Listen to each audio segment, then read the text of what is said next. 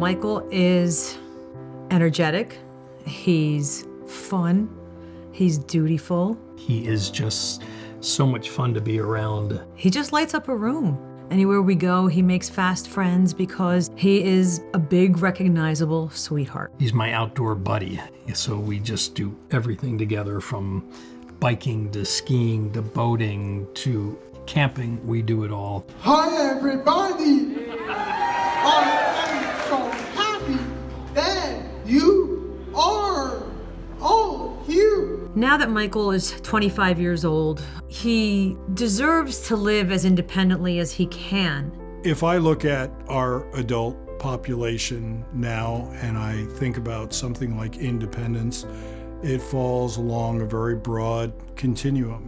Complete independence is not in the cards for Michael. He has expressive language delays and he has some key deficits that will prevent him from being alone. In terms of living without supervision, most of the adults I work with now will probably never achieve that level of independence. Knowing that he can live in a supported environment with a level of independence that would have been impossible 50 years ago is something that brings us a lot of comfort. He's going to be in a supported and loving environment where people are going to be looking out for his best interest.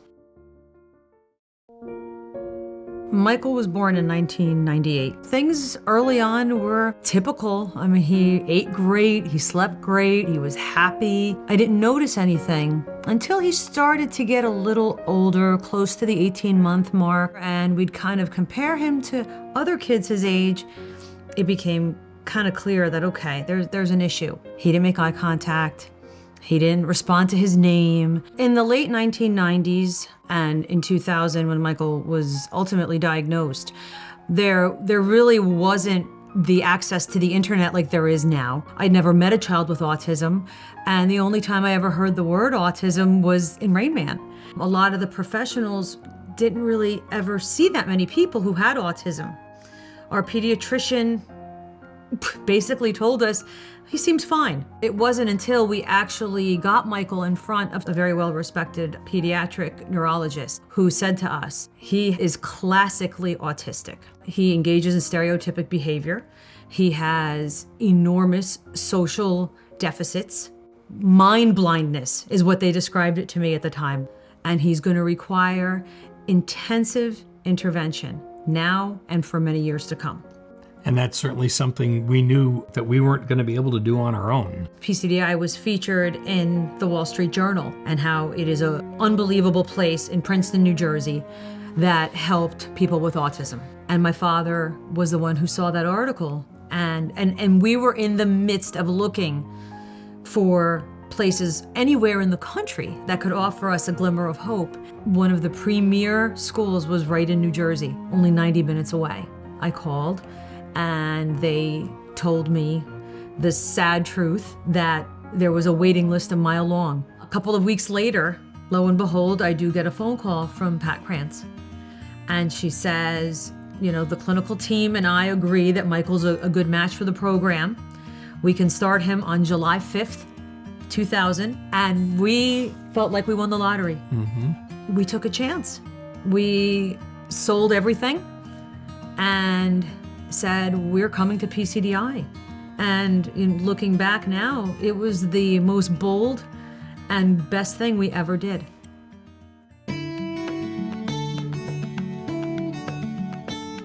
I remember Michael's first day at PCDI like it was yesterday. I was very nervous, and they said to me, just pull up in the circle and we'll come to the car and get Michael.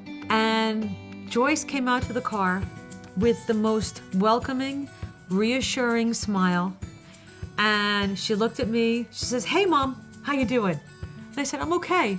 And then she looks in the back and she goes, hey Michael! She opened up the car door herself, she got him out herself, put this little tyke on the ground, held his hand, and walked him into the building like a big boy, and started Michael's journey. The early intervention program started in 1997. Michael is one of the first individuals to be able to go through all portions of PCDI's programming, from early intervention to the education program, to the adult life skills program, and now the residential programming. When he started EI, he really did not have any purposeful communication. He had no interest in interacting with other people. In terms of learning, that is very impactful because now we have to teach him to respond to us and engage with us so that we can teach him how to play, how to speak, and how to interact with people. I have a couple of really fond memories of Michael's first emergence of skills. Joyce, well, first she taught him how to sit down in a chair. One of the challenges that we had was about having him stay still long enough to be able to attempt to teach him anything. And then she taught him to imitate hand movements. Before we could teach Michael to talk, we needed to teach him to imitate other responses that were motoric in nature. And then from that, it would be sounds. Eh.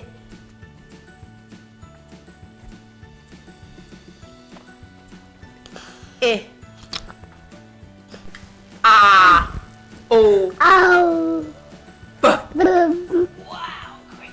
It took a long time to teach him each single sound that he needed to make. And then we had to teach him to blend those things together to be able to say something like his name. Michael. What's your name? Michael. They were already shaping all of this behavior, and he was learning tons of stuff. It really brought, I think, a smile to our face and hope to our souls for the first time since we were given the diagnosis. We went through a really challenging time with Michael where he wouldn't sleep. It was not only affecting Michael, but it was affecting our entire unit because we weren't sleeping. And PCDI staff was exceptionally receptive to come up with a plan. We will literally come out and be there for you and with Michael. Life-changing. Mm-hmm. But the one most significant piece that touches Michael every day in every aspect of what he does is his ability to reliably follow an activity schedule. Michael gains a sense of accomplishment when he's able to complete a task without assistance from anyone. From the second he wakes up to brushing his teeth and shaving, showering, preparing his clothes, packing himself up from school. All of those things are governed by an activity schedule. If we teach people with autism functional skills that allow them to give back, to be participatory, to be independent, adults with autism have options. We want to honor choice and treat students, no matter what their age is, with dignity so that they have some control and autonomy over what goes on in their lives. And that's what allows the traveling, the skiing, the boating, the restaurants. It was all based on fundamentals. And I think PCI taught us and taught him how to do that. And it has really just forwarded to every phase of his adult life. COVID did have many unfortunate side effects for not just our adults, but all the people that we serve. We had seen such positive strides from age 2 to age 22, and without that positive intervention from his schoolmates, PCDI, his routine that he has gotten used to for the previous 20 years, you could see the regression very quickly. He went back to not sleeping well. He was extremely agitated. Mike struggled a great deal when he came back. He couldn't go back out into the workforce. It was probably one of the darkest times that I can remember. Finally, once the world became normal again and he was put back into school, we had the discussion, can you imagine had he not had these future life skills? Is this the level that he would be left at? I think that speaks volumes as to why PCDI is so important to his life, and I'm sure his classmates' lives. It gives him the structure, it gives him the reinforcement, it gives him his daily satisfaction that he knows that he's doing well. He can now use the tools that he has to further expand his experiences while living more independently in a group home. he's supported in his life choices that he's doing well, and that will continue to make him thrive and push forward well into adulthood. And PCDI has made it happen, and we couldn't be happier because of that opportunity for his next steps.